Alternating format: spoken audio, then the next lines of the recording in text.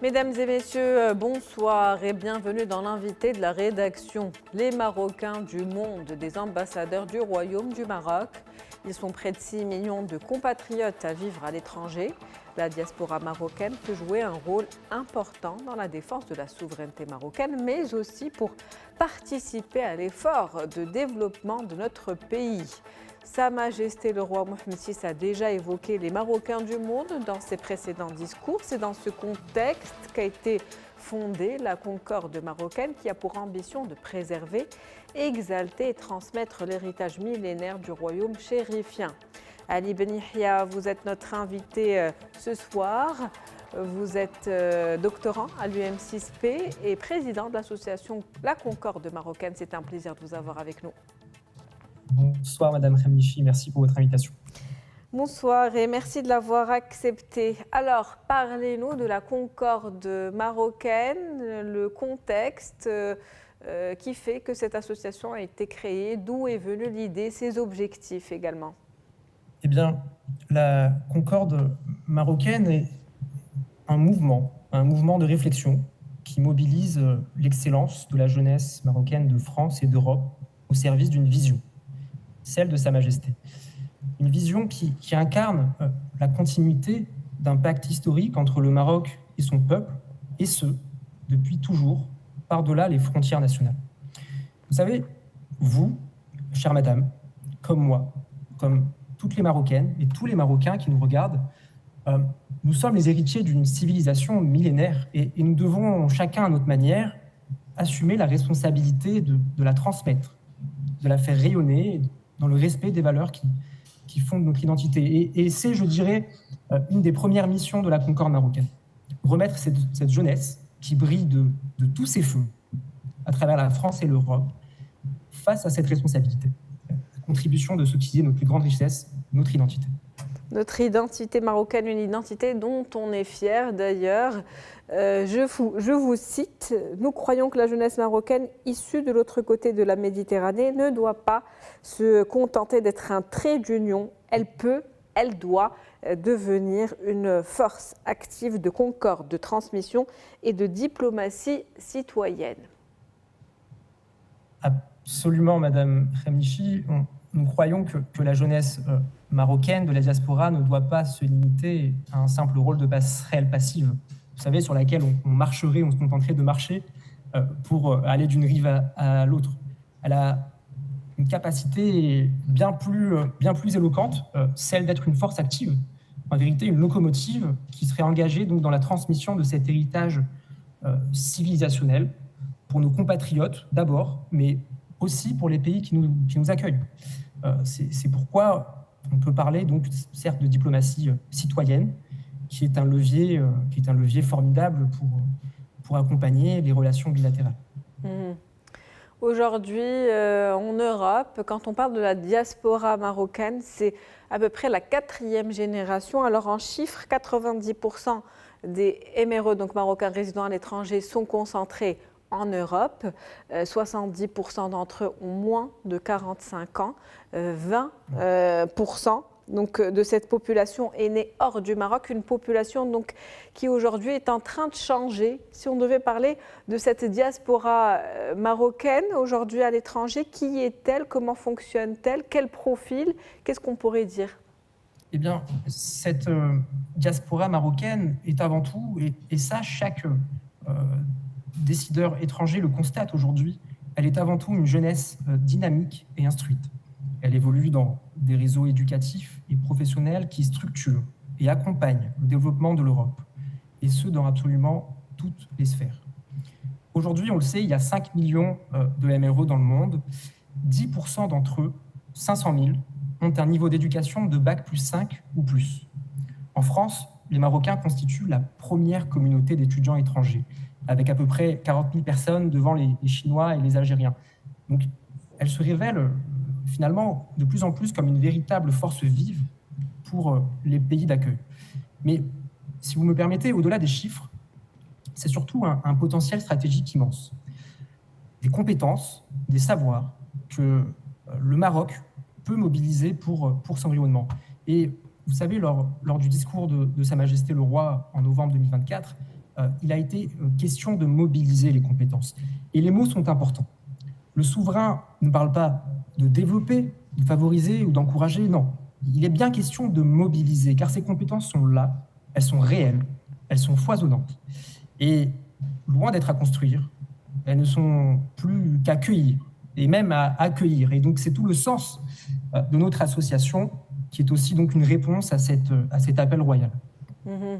Les Marocains du monde, une force vive, donc vous l'avez dit, que ce soit pour les pays d'accueil ou pour le Maroc, des compétences qui ont été appelées à s'engager. Et justement, quel rôle joue aujourd'hui la Concorde marocaine dans cette nouvelle dynamique, on va dire, ou dynamique déjà existante, mais qui devrait s'accélérer avec le temps, dans le maintien, la transmission de la culture, mais aussi de l'identité marocaine?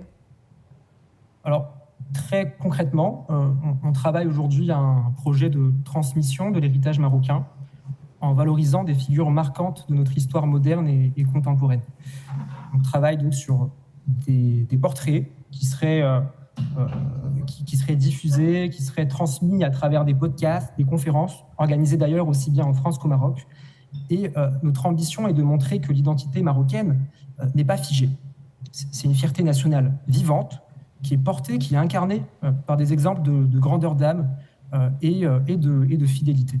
Donc nous croyons qu'à travers cette œuvre de mémoire active, nous répondons à une vision plus large, celle d'un Maroc qui sait conjuguer mémoire et avenir, avec notamment une jeunesse au cœur de tout cela, qui doit être portée par un patriotisme conscient et éveillé.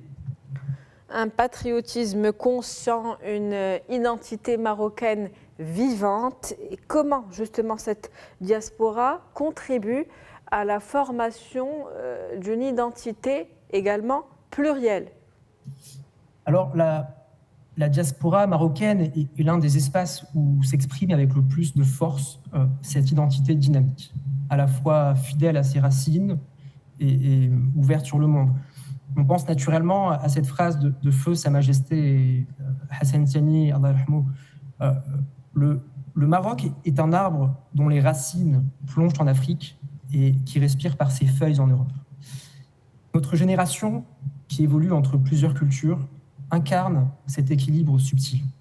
Nous savons qu'il ne s'agit pas de choisir entre l'enracinement et l'ouverture, ça n'a jamais été la question, ça n'a jamais été le dilemme pour nous. Il est simplement question de les conjuguer avec intelligence. Et donc, avec cette association, avec la Concorde marocaine, c'est justement ce que nous cherchons à faire, à nous positionner à cette croisée des chemins, en portant une vision d'ouverture quand même maîtrisée et surtout capable de renforcer les liens avec les sociétés d'accueil tout en préservant, et ça c'est très important, tout en préservant l'âme marocaine. Justement, préserver son authenticité. Quel rôle cette diaspora peut jouer également dans, on va dire, je le disais en préambule, les Marocains du monde, ambassadeurs du Royaume du Maroc, donc dans le fait de véhiculer l'image du Maroc à l'étranger? On le disait, qu'il y avait 5 millions de Marocains établis en France. Eh bien, chère madame, ce sont 5 millions d'ambassadeurs du Royaume à travers le monde, en réalité. Leur rôle dans la promotion de l'image du Maroc est absolument essentiel, et j'insiste, aussi longtemps que nous serons confortés dans notre identité, nous resterons toutes et tous des diplomates naturels. Je souhaite dire qu'il est vraiment important que cette promotion, cette diplomatie respecte certains usages. Elle doit se faire dans l'intelligence, le respect et la dignité. Nous devons nous distancier autant que possible de l'orgueil et de l'agitation sans fond. Je ne sais pas si vous voyez de quoi je parle, mais on a parfois quelques extraits à la télévision française, mais en tout cas, voilà, ces agitations qui d'ailleurs agacent souvent les citoyens qui nous accueillent.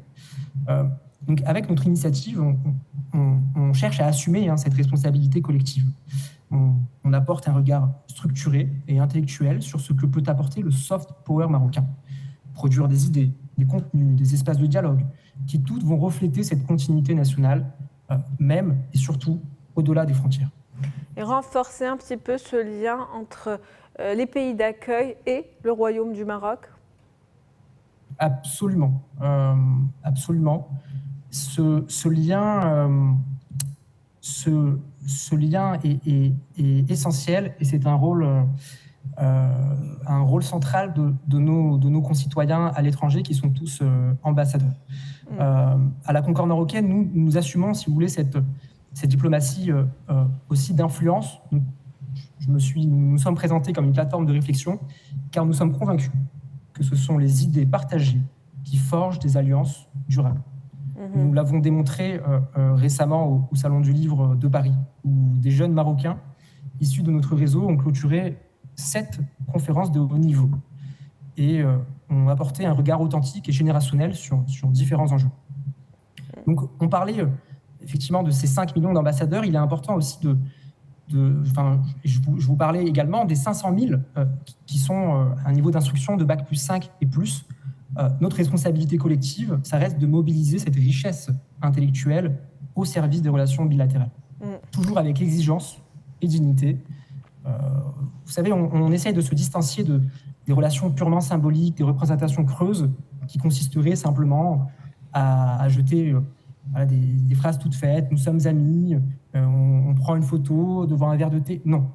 Pour nous, une relation solide doit se faire avec du fond. Et c'est ce que nous cherchons à construire. Nous ne sommes pas la seule initiative. Il y a différentes initiatives qui vont venir agir en complémentarité dans cet écosystème. Et voilà, nous assumons cette responsabilité-là. Vous étiez d'ailleurs également présent au Ciel il y a encore quelques jours qui vient de se clôturer, d'ailleurs hier. Mais en tout cas, pour conclure, ces citoyens marocains du monde qui constituent aujourd'hui la force vive du Maroc, que ce soit pour les pays d'accueil, mais aussi pour le développement de notre nation. Alors, absolument. Moi, j'aurais envie de dire que les Marocains, qu'ils soient du monde ou au sein de nos frontières, et en particulier la jeunesse, n'ont pas besoin que l'on parle à sa place. Je crois qu'elle a besoin d'espace pour penser, pour agir et pour transmettre. Et notre vocation est d'être un de ces espaces. Et donc, ce que nous avons pu réaliser en partenariat avec le Salon du Livre de Paris et le Ciel, qui vient de se conclure hier à Rabat, c'est précisément pour donner cet espace-là à la jeunesse, de prendre la parole en toute légitimité. Si vous voulez, ce n'est pas une faveur que l'on nous fait, c'est une nécessité. Pour nous, la jeunesse ne doit pas être une minorité que l'on cherche. Non, on a un rôle à jouer. On a une valeur ajoutée et nous sommes prêts, en fait, tout simplement à travailler et avoir un impact. Voilà. À prendre cette responsabilité. Prendre cette responsabilité en main de la jeunesse justement marocaine. Merci à vous, Monsieur Ali Benihia, d'avoir été notre invité ce soir. Je rappelle que vous êtes doctorant à l'UM6P. Vous êtes également président de la Concorde marocaine. Merci, Madame Khemichi. C'était un vrai plaisir. Un plaisir également de vous avoir reçu. C'est la fin de l'invité de la rédaction pour ce soir. On se retrouve demain avec un nouvel invité, nouveau sujet. Très bonne soirée.